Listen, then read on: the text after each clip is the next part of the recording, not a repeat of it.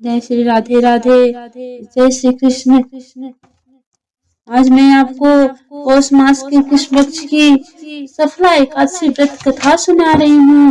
कृपया ध्यान से सुनिए। बोलो श्री कृष्ण भगवान की जय। युधिष्ठिर बोले, हे जनार्दन, पौष कृष्ण एकादशी का क्या नाम है और उस दिन किस देवता की पूजा की जाती है तथा उसका क्या विधि है। भगवान श्री कृष्ण कहने लगे कि हे धर्मराज, मैं तुम्हारे स्नेह के कारण तुम्हारे प्रश्नों का उत्तर देता हूँ। एकादशी व्रत के अतिरिक्त मैं अधिक से अधिक दक्षिणा देने वाले यज्ञ से भी प्रसन्न नहीं होता।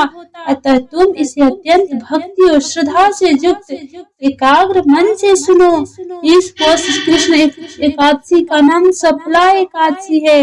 एकादशी के देवताओं भी श्री नारायण हैं। उपयुक्त विधि से इस व्रत को करते हुए श्री नारायण की पूजा करनी चाहिए।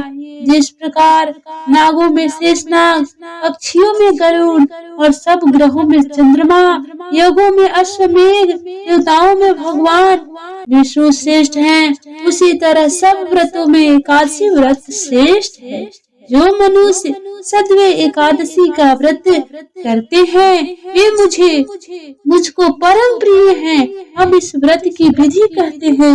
मेरी पूजा के हेतु ऋतु के अनुकूल नारियल, नींबू, अनार, सुपारी आदि मेरे अर्पण करे। धूप, दीप, नौवेद आदि 16 चीजों से मेरी पूजा करे। रात्रि को जागरण करे। इस एकादशी के व्रत के समान यज्ञ, तीर्थ, दान, तप तथा और कोई दूसरा व्रत नहीं है। 5000 वर्ष तप करने से जो फल मिलता है उससे भी अधिक फल सफला एकादशी का व्रत करने से मिलता है। अब तुम इस एकादशी की कथा ध्यान पूर्वक सुनो। चंपावती नगरी में महेशमान नाम का एक राजा राज्य करता था। उसके 4 पुत्र थे।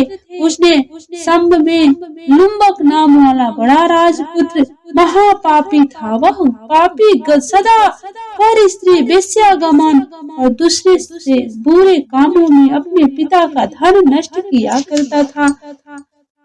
वह देवता, ब्राह्मण और विष्णु का निंदक था। जब राजा को अपने बड़े पुत्र के इनको कर्मों का ज्ञान हुआ तो उसको अपने राज्य से निकाल दिया। तब वह विचारने लगा कि अब किधर जाऊं, क्या करूं।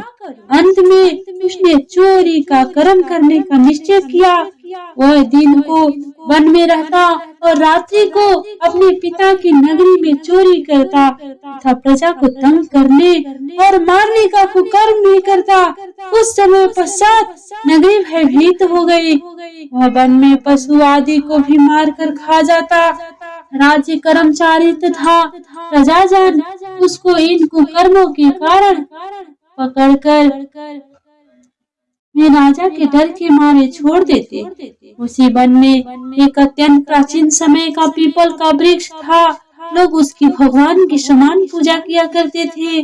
उसी वृक्ष के नीचे वह महापापी लुम्बक रहा करता था। इस वन को लोग देवताओं का क्रीड़ा स्थल मानते थे। कुछ समय के बाद श्री कृष्ण की पक्ष की दशमी के दिन वह वस्त्रहीन होने के कारण शीत के मारे समस्त रात्रि को सो न सका और मूर्छित हो गया। उसके हाथ पैर अकड़ गए। वह रात्रि उसने बड़ी कठिनाई से व्यतीत की और सूर्योदय होने पर भी उसकी मूर्छा नहीं गई। दूसरे दिन सफला एकादशी को दोपहर के समय सूर्य की गर्मी से उसकी मूर्छा दूर हुई तो वह होश में आकर गिरता पड़ता वन में भोजन के खोज में गया। परंतु शारीरिक कष्ट के कारण वह जीवों को मारने में असमर्थ रहा। अतः वृक्षों से गिरे हुए फलों को बीनकर वह पीपल के वृक्ष के नीचे आ गया। उस समय तक सूर्य भगवान अस्त हो गए थे।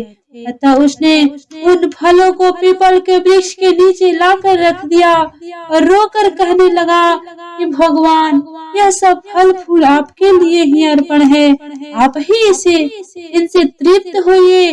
उस रात्रि को उसको दुख के मारे नींद भी नहीं आई।